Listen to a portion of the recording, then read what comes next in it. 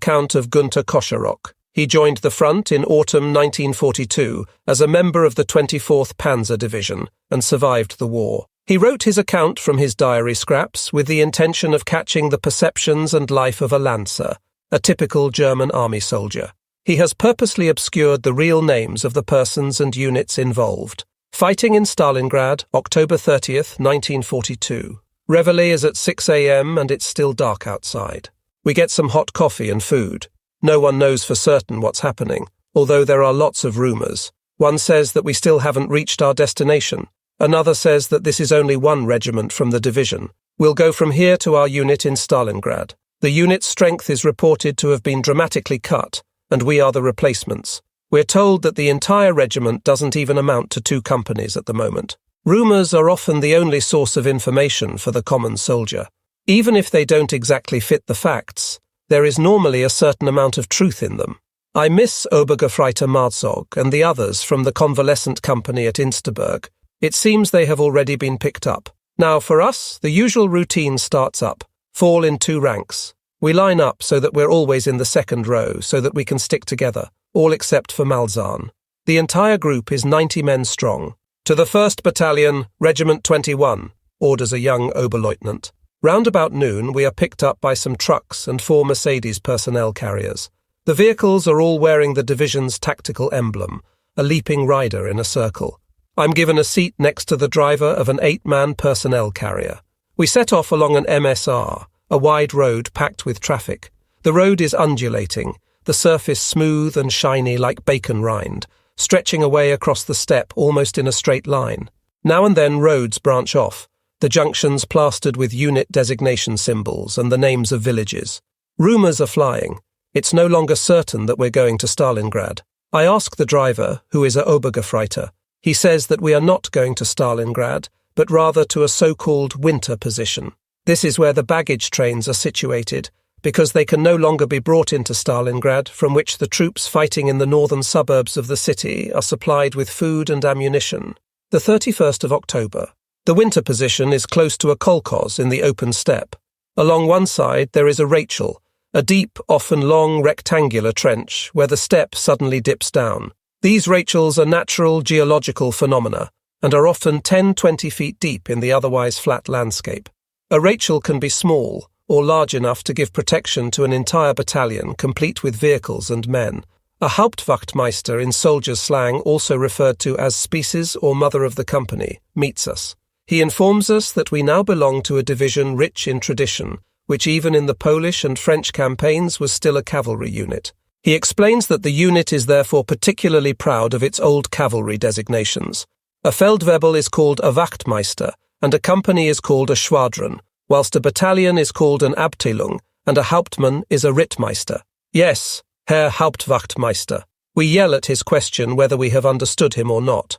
After one more division, we are 30 men in the first Schwadron, while the others are sectioned off to the other Schwadron and located quite close to us, actually. We are then informed that our Schwadron was fighting with a total strength of only 26 men. Our regiment was also under strength. It was fighting in the ruins of Stalingrad, mostly in small combat units, which because of the scarcity of officers were frequently led by Unteroffizier. The engagements were said to be murderous. Brick walls were no longer standing, and the piles of dead and wounded got higher every day. This news certainly didn't breed enthusiasm. What had happened to all the successes and the reports of the proud German army's advances, the ones we'd heard only few days ago? Were they exaggerations, or was this merely a temporary setback to the usual run of successes? 1st to 6th of November. Considering the situation, we are all surprised to discover that we are not off to the front immediately. Instead, we have to put up with the normal Army Mickey Mouse routine: salute the officers, stand to attention, take up formation, listen to guff from our leaders, and so on. Even when their training is completed, recruits are only novices and have to prove that they are real soldiers. All well and good, but they should give us the opportunity to prove it. The 9th of November. The intermittent explosions and general racket from the Stalingrad front are barely audible here. At night, the sky is always red, and the paralights of the Rollbahn UVD can often be seen out searching for likely targets. This evening stuff from the stores is being handed out. Each man gets a bottle of juniper brandy, some cigarettes or tobacco, a little chocolate and some writing materials. When I was 16, I barely survived a bout of alcohol poisoning while on holiday, helping a friend bottle cognac for his parents' restaurant. I now throw up if I so much as smell alcohol, so being a heavy smoker, I'm swapping my brandy with some of the non-smokers for extra tobacco or cigarettes. The alcohol brings a bit of atmosphere into our bunker, and after a while, song is in the air again. Grommel and I stay sober because we have to take over the next watch. It's cold and windy, and I'm glad I've got my heavy-lined winter coat. During our march, I cursed it on more than one occasion because of its great weight. I wake Grommel for his shift, and all the rest are sleeping. There is a stench in the bunker that knocks you over, so I let in some fresh air. The 11th of November. The weather is colder, but at least it stays dry. Overnight, everything has been covered in white frost, like fine filigree. There is movement in the air every day. Our bombers are flying towards Stalingrad. You can pick out the Russian anti-aircraft defense zone from the puffs of smoke in the sky. I am on watch with a friend from our bunker. The supply truck has just returned from Stalingrad, as it does every night. They unload 2 dead and 3 wounded. An Oberwachtmeister is said to be seriously wounded. They're loading the wounded into an ambulance which will take them to the main medical station. Up to this point, we hadn't seen any dead men. The bodies are always buried in a special spot. I saw all the wooden crosses days ago, as we drove by them while on manoeuvres. 3 Lanzer have come back with the supply truck and are to be reassigned for health reasons. They are told to go to different bunkers, and one of them comes to ours. I return to the bunker after my guard duty and discover that my place on the mattress has been taken. The Lanzer from Stalingrad has taken it. I can hardly make out his face. It is covered with beard stubble. His peaked cap almost covers his eyes, and the ear flaps are pulled way down over his ears. He is in a deep sleep, though he doesn't snore. Every now and then he gives a twitch, as if he is having a bad dream. I lie down in Kurat's place. He is the guard who relieved me, the 12th of November. Today at noon, our sergeant major has taken me off manoeuvres and given me a special job. I've got to dig a new latrine because the old one is already full up. The 2 Russian prisoners taken out of Stalingrad a couple of days ago are supposed to help me with this task. This is the first time I have seen Russian soldiers up close, and I look at them with curiosity. In their dirty brown coats and greasy headgear with long ear flaps, they do not look particularly trustworthy. They do not exactly ooze danger, but rather just give the impression of being more foreign. One seems to be of Mongolian descent. Their faces are unshaven and grey, with restless eyes. I can sense insecurity and apprehension in their faces. I would probably feel the same if I were in their shoes. Both Russians turn out to be quite lazy types. I reckon they are between 25 and 30 years old. I have to chivvy them quite often in order to get work out of them. We have just finished digging, and I am just admiring our work when a Russian standing next to me throws his shovel down and lunges past me directly into the trench. The other leaps after him, and I crouch down, thinking, before jumping into the trench as well, landing directly on top of the first Russian. All 3 of us are now flat on our stomachs in the trench and can hear the rattle of aircraft cannon as the shells hit the ground directly above us. Then a shadow, accompanied by a droning noise which I know all too well, flies sideways over and past us. The Iron Gustav must have crept up on us while coming in low over the kolkhoz. The new latrine is some way away from the rest of the unit. I peer over the edge of the trench towards the bunker and the vehicle dugouts. The Iron Gustav is turning back at low altitude, and he again opens fire with his 2 wing-mounted cannon. He also drops several medium-sized bombs. Then, suddenly, there are 2 more combat aircraft in the sky. They also spew metal from their wing-mounted cannon and drop bombs. The other part of our unit must be over there, or are they firing on the men on manoeuvres? Machine guns from all over the place now fire back at the aircraft, and I can also hear the louder bangs from a 20mm anti-aircraft cannon. Sparks are flying from the bellies of the aircraft, just as if someone is doing some welding. Normal bullets bounce off the armour, but suddenly there's a smoke trail, a hit. 1 Iron Gustav peels off, smacks into the step and bursts into flame. The rest flee. I jump up and head for the bunkers and the vehicles. Except for the men in the orderly room, only a few sick and a couple of drivers have stayed in the bunker. I can see 1 or 2 bomb craters close by the vehicles, some of which have a hole through their side panelling. Petrol is escaping from one of the trucks. The rest of the unit arrives back from manoeuvres late in the afternoon. They've heard nothing about an air attack. They were much too far away. Warias says that they were near Karpovka, along the Kalach-Stalingrad railway line. The damage to the bunker is quickly repaired. The 13th of November. The weather has hardly changed. It's cold and dry. It's supposed to be -15 degrees C or +2 Fahrenheit in Stalingrad. The Russians are launching attacks in our unit's sector every day, preceded each time by a big artillery barrage. The attacks have so far been repulsed, but with heavy losses. There are now only 18 men left on the front line from our squadron. The entire regiment has been reorganized into a single combat unit and is moved around to where it is needed most. Hot meals and fresh ammunition arrive more or less on a daily basis. Besides the kitchen wallahs and Unteroffizier Winter, the medical orderly, goes along, plus 2 drivers with their vehicles. 2 volunteers are needed to lug the mess buckets around. Cupper and I volunteered yesterday. The roster goes around from bunker to bunker, and it's now the turn of our one. It's almost dark when we move off. We've got one Steyr 70 MTW personnel carrier with a soft top and a 1.5-ton Opel Blitz 4x4 with a tarpaulin cover. We drive off into the dusk with our lights dimmed. The kitchen wallah knows the way, but he says that there can be no talk about a Hauptkampflinie in Stalingrad, as amidst all the ruins the front shifts hour by hour. Not long ago, our line lay north of the tractor factory, but as of yesterday it is apparently further to the south, in a sector known as the tennis racket. The Russians are supposed to have a chemical factory there which they are defending, and so they have set up a bridgehead. We need to ask for directions, Unteroffizier Winter says to us. Well then, let's go. We can only hope that we find them soon. We are now driving purely by the light of the moon on an MSR. Traffic comes towards us and also overtakes. To the right is the railway line running from Kalach to Stalingrad. Just beyond Woroponovo station we turn off to the left, and after a few kilometers we're already well inside the ruins of the city. We drive through shallow craters and over heaps of rubble, avoiding debris and overturned telegraph poles. Thick, acrid smoke from smouldering fires chokes our lungs. To the left and right are burnt-out wrecks of various bits of military equipment. Our driver zigzags slowly towards what looks like a small forest or park. We are now standing on top of a small hill and can see something of the city. More black smoke and smouldering fires a terrible sight, and we can feel Stalingrad's hot breath. This must be how Rome looked after Nero put it to the torch. The only difference is that here the inferno is made worse by the screaming shells and lethal explosions, increasing the madness and giving the onlooker the impression that he's witnessing the end of the world.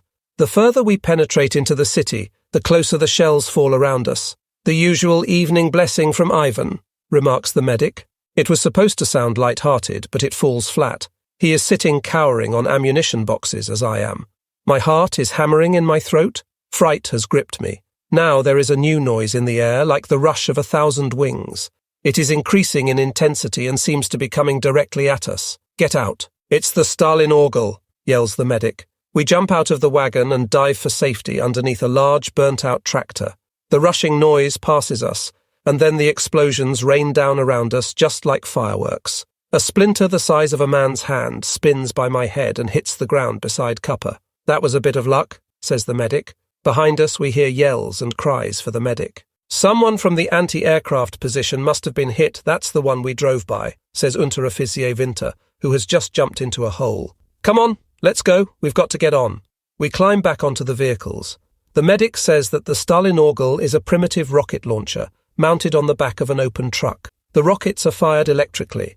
They can't hit a precise target, but by using this weapon, Ivan can saturate a large area of ground, and God help those who find themselves inside it without any shelter. We are now driving very carefully. Many places have had to be thoroughly cleared so that vehicles can get through the wreckage. We meet other vehicles, who seem to have the same idea as we do. Many of them are loading up with wounded and dead. They can only do this at night time, when, in theory, the Russians can't see what's going on. But the enemy does know what's going on, and he is pulverizing the area with his artillery and other big guns. There are always some Namaschinen in the air. We can often see these biplanes quite clearly, silhouetted against the fiery glow in the sky. Tracer rounds climb high into the sky, and in front of us we can hear the rattle of machine gun fire. I can tell it's Russian fire by the sound. Hand grenades are going off and we can hear yelling, so we come to a halt amidst the ruins. Winter disappears, returning some minutes later. Our people are supposed to be in the same area they were in yesterday, he says. We'll move in as close to them as we can, and then we'll have to carry the stuff the rest of the way. The vehicles move off again, gingerly, a yard at a time. I can see 2 burnt-out Russian T-34 tanks. We pass them and come up to a large building with big open spaces, like a factory. In the background, standing out against the glow of the fire and rising out of the ruins, is a tall chimney, looking for all the world like a threatening finger pointing up to the sky. We pull up in the shadow of the factory. We start to unload, but Russian artillery shells are falling precisely where we want to go. Some of them land pretty close to us as well. A fire flares behind us. A vehicle has been hit. There is another big blaze nearby, probably a petrol dump or something like that. We wait, all ready to go. There are craters in front of us, lumps of stone and piles of debris, and between the screams of artillery shells and the thunderous roar as they explode, I get goose pimples. We move in zigzags, clambering over stones and beams, stumble, lie flat on the ground, get up again, and continue on. Stay close together, croaks Winter. In the glare of a fire, I can see men running. Then some hand grenades go off. Several figures run past us, bent double. Winter gets up and speaks to them. I can recognize an officer's uniform. We've got to move further over to the right, he says afterwards. A couple of hours ago, they threw Ivan out of this area. Now there's hell to pay because he wants to take it back. We creep carefully forward. Then we come to an open space littered with clods of earth and concrete blocks with iron rods sticking out. This was perhaps once a bunker, destroyed by our bombs. A long wall rises at the other end. 3 pillars are still standing. They are supposed to be there somewhere, says Winter, pointing to the wall. We can't go any further. Ivan is firing like mad at the churned-up ground which we have to cross. Has he spotted us yet? We crouch down behind the concrete blocks, but the shells are landing so close to us that I can sense the hot metal on my face and can feel the muscles on my back cramping up. In front of us, tracer bullets shoot up into the sky. Rifles and machine guns crackle. Is Ivan on the attack? The shooting gradually dies away. Go now, to the wall. It's Winter, barking out his orders. We run through the confusion of rubble, wire, and lumps of iron. We can't see anybody. We slither along the wall and come to a basement entrance. Suddenly there's a shout from somewhere, as if from the grave. Hey, mate, get out of here. What do you want to do? Bring Ivan down on our heads? A steel helmet sticks up from the ruins. We're looking for our unit, I hear Winter say. Which one? He asks. Winter tells him. No idea. We don't belong to that crowd. But if you're looking for the ones who chased Ivan out of here this morning, you'll find them about 50 meters further to the right in that large factory building. But get out of here and thank your lucky stars, it's quiet at the moment. The head with the steel helmet disappears again. He calls this quiet? We hardly dare lift our heads out of the dirt. During a short lull, we stumble on, pieces of broken glass crackling under our feet, shadows springing out of the ruins. Immediately, tracer bullets zip towards us, and bursts of machine gun fire hit the wreckage all around like a hailstorm. We hurry onwards, the mess buckets clattering against the blocks of concrete. A shadow appears beside us. Are you the supply blokes from the 1st Squadron? Comes the question out of the darkness. Is that you, Domscheit? Winter demands in return. Yep. I've been waiting for you for 2 hours to show you the way. Domscheit is an Obergefreiter. He tells us that they carried out a counterattack this morning and are now positioned a bit further forward in the factory building. Winter swears. Every time we come, you are somewhere else. One day we'll probably deliver these supplies straight to Ivan. Oh, that's been done before, says Domscheit. Last night, 4 men from the 74th Infantry Division walked right into Ivan's hands, with food and ammunition. During the counterattack this morning, only empty containers were found. There was no sign of the men. We creep behind Domscheit, tracer whizzing in from both sides. I stumble and bang a metal strut with my canteen, making an awful row. Immediately a Russian machine gunner opens up and a strip of tracer bullets lights up the night. Ivan is pretty close. We lie down flat. The shots sing over my head and explode against the concrete block. The chalky spray drizzles down my neck, mixing with my sweat. I roll forward and pull the 2 mess buckets behind the block. Cupper has also let go of his mess bucket and is hauling it to safety. He is lying a couple of paces further forward, next to a protective wall. I want to catch him up and I take a pace forward only to fall into emptiness. Hands grab me and pull me up. Hang on, says a deep voice. And then, where did you come from so suddenly? We were just about to fire on you, you were bloody lucky, Domscheit tells them. Christ, Do you have to use this particular street? We've got Ivan sitting right on our backs here.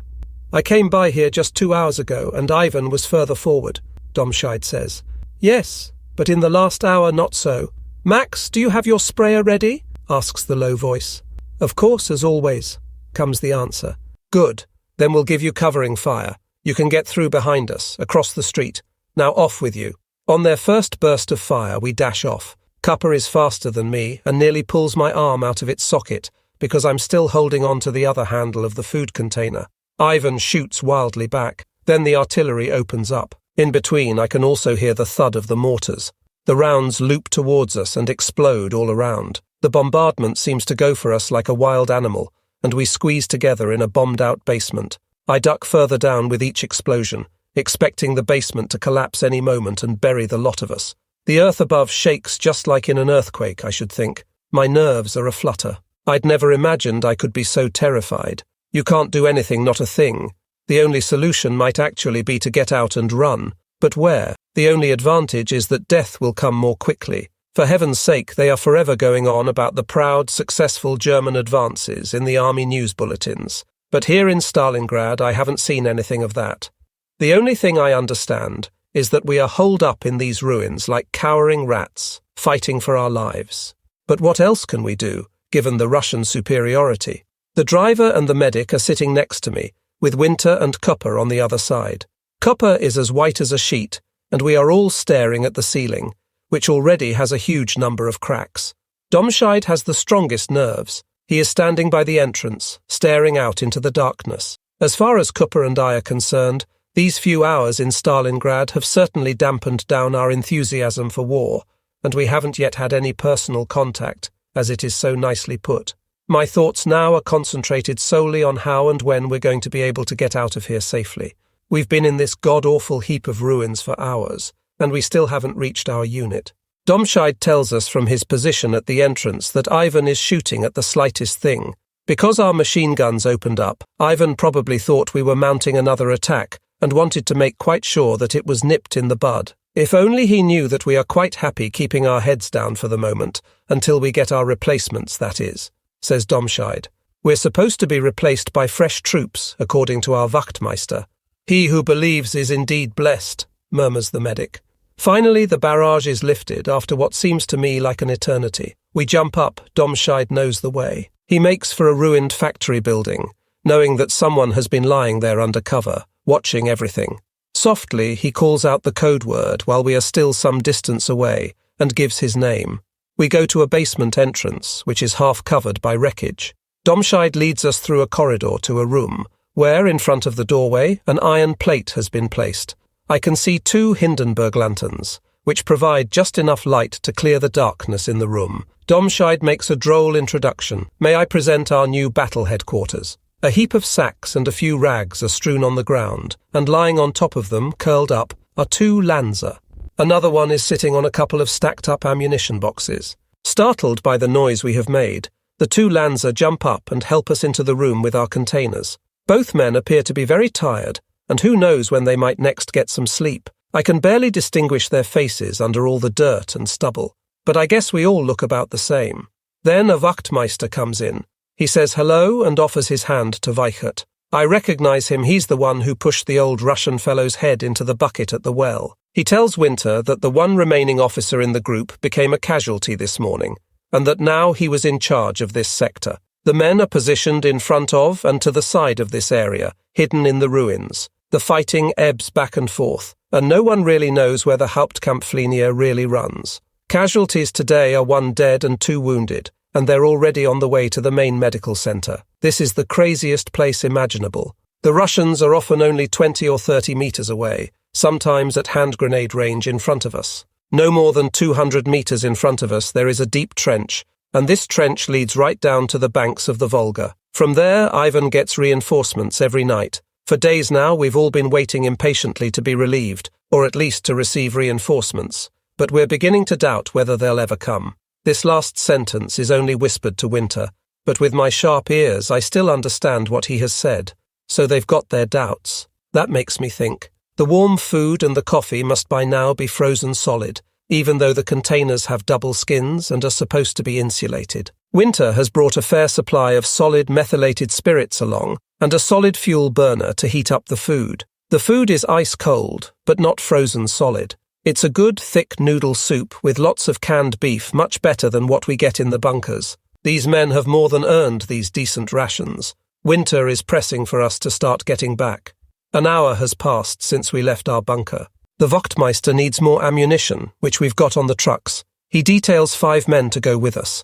On the way there, the Russians lob more heavy shells into the area. We run after the lead soldier at the double and stop only briefly each time a large shell lands nearby. We jump up on the trucks and sit on the empty ammunition boxes. The dead soldier we are taking back with us lies in the front, in his body bag. There is supposed to be another road we can take going back. The driver says that the route across the village of Petshanka and past another kolkhoz to Vavarovka is shorter going from here.